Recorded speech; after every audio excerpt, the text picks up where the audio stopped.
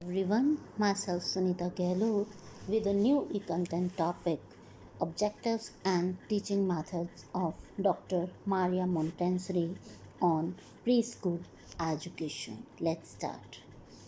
Doctor Maria Montessori का जन्म 1870 रोम, Italy में हुआ था। उन्होंने रोम विश्वविद्यालय से एमडी का कोर्स किया तथा चिकित्सा का कार्य स्टार्ट किया। उन्होंने ज़्यादातर अपना कार्य डिसेबल्ड और जो हैंडीकैप्ड बच्चे थे, विकलांग बच्चे हैं, उन पर अपना ध्यान केंद्रित किया। उन्होंने वहाँ अपनी एक शिक्षण पद्धति का आविष्कार किया एवं प्रयोग किया, जिसे मोंटेसरी पद्धति का नाम दिया गया। मोंटेसरी का शिक्षा दर्शन। शिक्षा का अर्थ एवं परिभाषा। शिक्षा का तात्पर्य उस प्रक्रिया से है जिसमें उपयुक्त वातावरण प्राप्त कर अपनी विभिन्न शक्तियों या क्षमताओं तथा शारीरिक, मानसिक, भावात्मक एवं सामाजिक का सम विकास करता है, ताकि वह अपनी विभिन्न आवश्यकताओं की पूर्ति करते हुए अपने वातावरण के साथ सफल अनुकूलन कर सके। इसके शब्दों में शिक्षा को हमें सक्रिय सहायता के रूप में समझना चाहिए, जो बालक के जीवन के सामान्य विस्तार के लिए दी जाए। यह मानना था मारिया मोंटेसरी का। उन्होंने शिक्षा के जो उद्देश्य बताए वो निम्नलिखित थे। बालक की अंतःशक्तियों का स्वाभाविक विकास। बालकों की आंतरिक शक्तियों तथा शारीरिक, मानसिक, भावात्मक एवं सामाजिक विकास करना है। इस लक्ष्य की पूर्ति के लिए शिक्षा द्वारा ऐसे वातावरण का सृजन करना चाहिए जो बालकों को अपनी क्षमताओं व शक्तियों के स्वाभाविक व स्वतंत्र विकास करने का अवसर प्रदान करे। व्यवहारिक कुशलता का विकास हो। बालक में जो भी आंतरिक क्षमताएं पाई जाती है, उसका विकास बिना किसी लक्ष्य के न किया जाए, बल्कि उनका विकास इस प्रकार किया जाए कि बालक तत्संबंधी आवश्यकताओं की पूर्ति कर सके। संपूर्ण जीवन की तैयारी।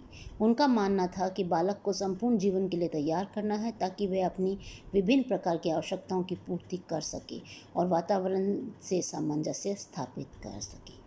इंद्रियों का प्रशिक्षण एवं विकास। बालक की कर्मेंद्रियों एवं ज्ञानेंद्रियों को प्रशिक्षित तथा विकसित करना है, ताकि वे इनका सफल प्रयोग करके ज्ञान ग्रहण कर सके। अब आता है मोंटेसरी जो है पद्धति क्या है और उसके आधारभूत सिद्धांत क्या है। पहले हम सिद्धांतों को ले लेते हैं। पहला सिद्धांत जो है वो है स्वाभाविक विकास का सिद्धांत। मोंटेसरी बालक को एक विकासशील प्राणी मानती हैं। उनके अनुसार बालक एक ऐसा शरीर है जो बढ़ता है तथा जो आत्मा का विकास करता है। विकास में उन दोनों रूपों को न हमें कुरूप बनाना चाहिए न दबाना, बल्कि उस काल के लिए प्रतीक्षा करनी चाहिए जब किसी शक्ति का क्रम के अनुसार प्रादुर्भाव हो। संपूर्ण विकास का सिद्धांत। मोंटेसरी बालक के शारीरिक, मानसिक, भावात्मक, सामाजिक एवं नैतिक स्वाभाविक विकास चाहती हैं। उनका कहना था कि यदि शिक्षण की किसी प्रणाली को प्रभावशाली बनाना है तो बालक के संपूर्ण विकास हेतु प्रभावशाली होना चाहिए। पूर्ण स्वतंत्रता का सिद्धांत। अनुशासन स्वतंत्रता द्वारा लाना चाहिए तथा द्वितीय विद्यालय को उसके स्वतंत्र एवं स्वाभाविक रूप से प्रकट होना चाहिए।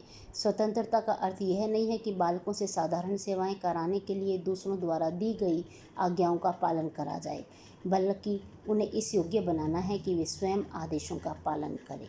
स्व शिक्षा का सिद्धांत। स्व शिक्षा पर भी बल दिया। अपने स्व शिक्षा व स्व अनुभव के सिद्धांत को सामने रखते हुए मोंटेसरी ने अपनी शिक्षण पद्धति में बालकों को उनकी रुचियों के अनुसार शिक्षोपकरण प्रदान करती हैं, जिनके द्वारा वे आत्मक्रिया या आत्म अभिव्यक्ति करते हुए स्व प्रयत्न से करते और सीखते हैं, भूलों को सुधारते हैं और सफलता को प्राप्त करते हैं। शिक्षिकाएं केवल उनका निरीक्षण करती हैं। मनोवैज्ञानिक क्षण का सिद्धांत। प्रत्येक बालक में भीतर एक अनुभूति एवं आवश्यकता का क्षण एकाएक आता है। उसी समय उसे सीखने की प्रेरणा मिलती है। मोंटेसरी के अनुसार ऐसे क्षण में ही उन अभ्यासों को प्रदान करना चाहिए जो प्राणी द्वारा अनुभूति विकास की आवश्यकताओं के अनुरूप हो, और यदि बाल्यावस्था में उस आवश्यकता का उचित क्षण बीत गया तो पूर्ण विकास को प्राप्त करना कदापि संभव नहीं है। व्यवहारिक एवं सामाजिक आधार का सिद्धांत। मोंटेसरी व्यवहारिक एवं सामाजिक जीवन को अपने विद्यालय में प्रयुक्त क्रियाओं का आधार मानती हैं, जैसा कि उन क्रियाओं के स्वरूप से पता चलता है।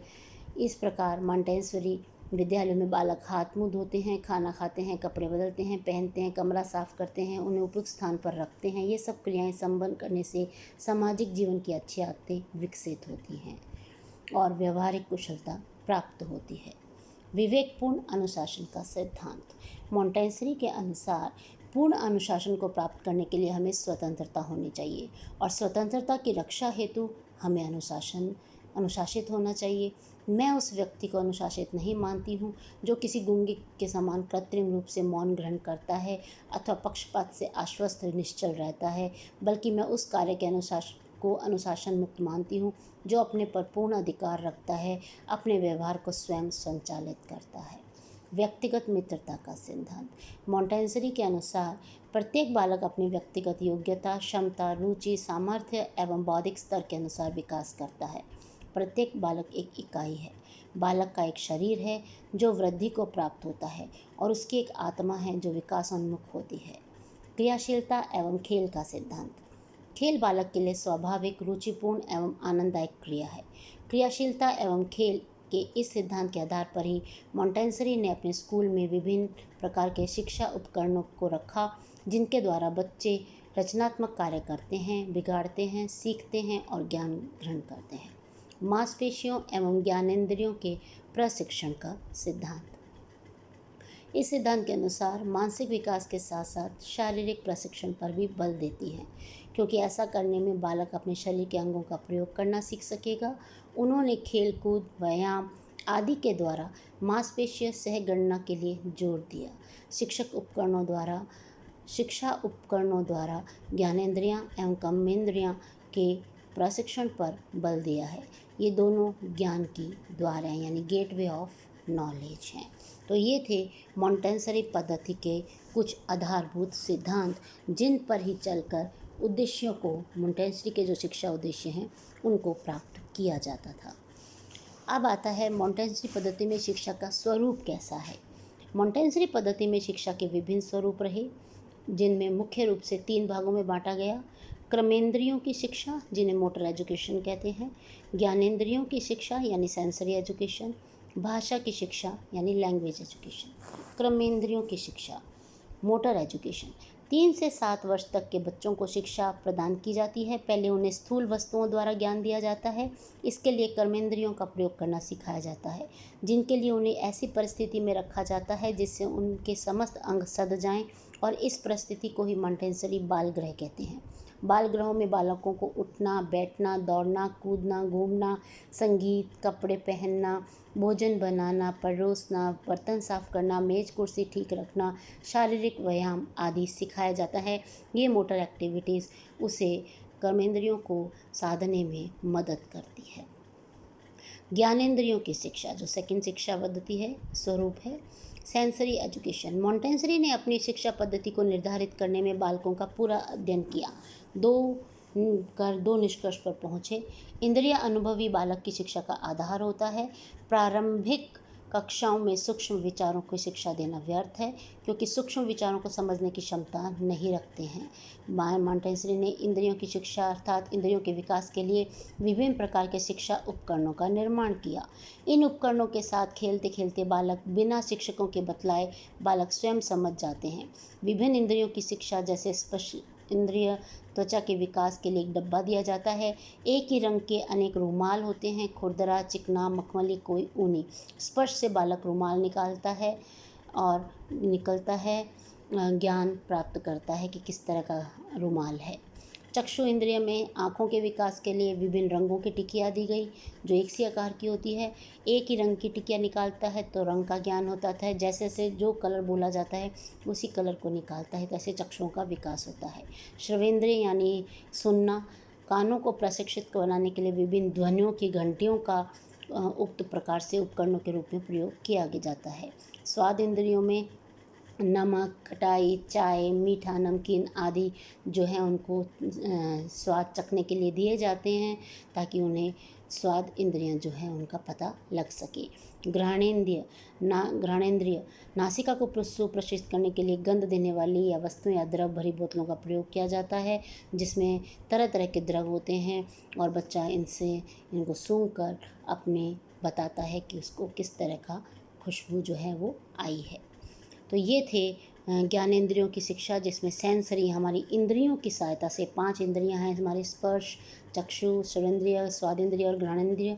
इनकी सहायता से बच्चे को सिखाना, तरह तरह की चीज़ों से अवगत कराना। लास्ट आता है भाषा की शिक्षा। मॉन्टेसरी प्रणाली के पाठ्यक्रम में भाषा एक आवश्यक अंग है। वे पहले बालकों को लिखने का कार्य फिर पढ़ने का कार्य देती हैं। लिखने पढ़ने से आसान होता है, क्योंकि लिखने में केवल मांसपेशियों का उपयोग होता है, जबकि पढ़ने में गति, उच्चारण एवं लय पर ध्यान देना पड़ता है। तो ये था मॉन्टेसरी पद्धति में शिक्षा के विभिन्न स्वरूप। अब आता है मॉन्टेसरी पद्धति का महत्व और योगदान क्या रहा शिक्षा में, क्यों महत्वपूर्ण है। पहला है बालक की व्यक्तित्वता का महत्व। बालक की रुचियों, प्रवृत्तियों, इच्छाओं, दृष्टिकोणों, बुद्धि, भावनाओं इत्यादि को महत्वपूर्ण स्थान दिया जाता है, जिसके कारण उसके व्यक्तित्व का स्वाभाविक विकास होता है और यह बालक की व्यक्तित्वता को, इंडिविजुअलिटी को मेंटेन रखता है। दूसरा है व्यक्तिक भिन्नता का महत्वपूर्ण स्थान। मॉन्टेसरी पद्धति में विभिन्न बुद्धि, लब्धि, IQ, रुचियों, इच्छाओं, प्रवृत्तियों इत्यादि के बालकों को अलग अलग सुप्रशिक्षित करने की व्यवस्था की गई है। इससे प्रत्येक बालक को अपनी क्षमता के अनुसार कार्य करते हुए ज्ञानार्जन करने का अवसर प्राप्त होता है, जो सामूहिक शिक्षा में संभव नहीं है। और एक ये बहुत बड़ा स्टेप रहा मॉन्टेसरी शिक्षा का कि उन्होंने इंडिविजुअलिटी पर जोर दिया, इंडिविजुअल डिफरेंसेस पर जोर दिया कि प्रत्येक बालक अपने आप में पूर्ण है, सबकी पर्सनैलिटी अलग है, सबका IQ अलग है, उनको उनकी क्षमताओं के अनुसार कार्य दिया जाए तो वे बहुत अच्छा कार्य कर पाते हैं। प्रयोगात्मक मनोविज्ञान पर आधारित मॉन्टेसरी पद्धति जो है प्रयोगात्मक मनोविज्ञान के स्वरूप, सिद्धांतों, निष्कर्षों और पद्धतियों को पर कार्य करती है। प्रयोगात्मक मनोविज्ञान की तरह प्रयोगात्मक मनोविज्ञान की तरह इसमें बालक विभिन्न उपकरणों के साथ खेलते हुए अपने व्यक्तित्व विभिन्न पहलुओं के विकास का अवसर प्राप्त करता है। नेक्स्ट है भाषा शिक्षण की सर्वोत्तम विधि। मॉन्टेसरी पद्धति लिखने, पढ़ने और अंकों का ज्ञान प्राप्त करने के लिए सरल और रुचिपूर्ण विधि अपनाई जाती है, जो कदाचित अन्य शिक्षण पद्धतियों में दिखाई नहीं देती। शिशु शिक्षा के लिए अत्यंत उपयोगी। शिशुओं की शिक्षा के लिए मॉन्टेसरी पद्धति अधिक उपयोगी है। बालक विभिन्न शिक्षा उपकरणों के साथ खेलने में आनंद प्राप्त करते हैं, थोड़ी देर के लिए भी अलग नहीं होना चाहते और खेल खेल में ही वो शिक्षा यानी ज्ञान का अनुभव कर लेते हैं। ज्ञानेंद्रिय प्रशिक्षण की व्यवस्था। इसमें बालकों को ज्ञानेंद्रियों को प्रशिक्षित करते हुए शिक्षा दी जाती है, साथ ही साथ बुद्धि का विकास होता है, इंद्रियों पर पकड़ और इंद्रियों का जो डेवलपमेंट है वो अच्छे से होता है। शिक्षक का स्थान बालकों के मित्र के रूप में। इस पद्धति में शिक्षक का स्थान, शिक्षक जो है, टीचर जो है, उसका स्थान मित्र, सहायक तथा पथ प्रदर्शक के रूप में होता है। जब बालक शिक्षा उपकरणों के साथ खेलते हैं तो उनकी प्रशंसा, उनको प्रोत्साहन और उत्साह प्राप्त होता है। उन्नति के लिए यह अति आवश्यक है। बच्चे को प्रोत्साहन दिया जाए, मोटिवेशन अगर अच्छे लेवल का मिलता है तो वो दुगनी एनर्जी के साथ कार्य करता है। स्व शिक्षा का महत्व। इस पद्धति की बहुत बड़ी विशेषता यह है कि इसमें समस्त कार्य बालकों को स्वयं करने पड़ते हैं। वे कार्यों में रुचि लेते हैं। इस प्रकार स्व शिक्षा का अवसर मिलने के परिणाम स्वरूप बालकों में आत्मनिर्भरता, आत्म अनुशासन, आत्मविश्वास इत्यादि बहुमूल्य गुणों का विकास होता है। अनुशासन की समस्या का समाधान। इस पद्धति में बालकों को रुचियों और उनकी क्षमताओं के आधार पर पढ़ने का अवसर मिलता है। वे कार्य में सर्वदा संलग्न रहने में अपार हर्ष का अनुभव करते हैं। लास्ट, व्यावहारिकता तथा सामाजिक गुणों का विकास। मॉन्टेसरी पद्धति में बालकों को व्यावहारिकता तथा सामाजिकता के गुणों के विकास के पर्याप्त अवसर प्राप्त होते हैं। इस पद्धति से सामाजिक जीवन व्यतीत करने का अवसर मिलता है। साथ ही साथ सामाजिक जीवन के संबंधित अनेक कार्य करने को मिलते हैं। बच्चे ग्रुप में रहते हैं, साथ साथ उठना बैठना, कार्य करना, एक दूसरे की मदद करना, सहयोग, सहभागिता के अवसर उन्हें दिया जाता है, जिनसे उनमें व्यावहारिकता तथा सामाजिक गुणों का विकास होता है। तो यह था मॉन्टेसरी पद्धति के कुछ उद्देश्य, आधारभूत सिद्धांत, उनके शिक्षा दर्शन, उनके शिक्षा के विभिन्न स्वरूप और मोंटेसरी पद्धति का शिक्षा के दर्शन में महत्वपूर्ण योगदान जो था वो उसके बारे में आज हमने जानकारी प्राप्त की। आशा करती हूँ मोंटेसरी पद्धति को आपने अच्छे से जाना और समझा होगा।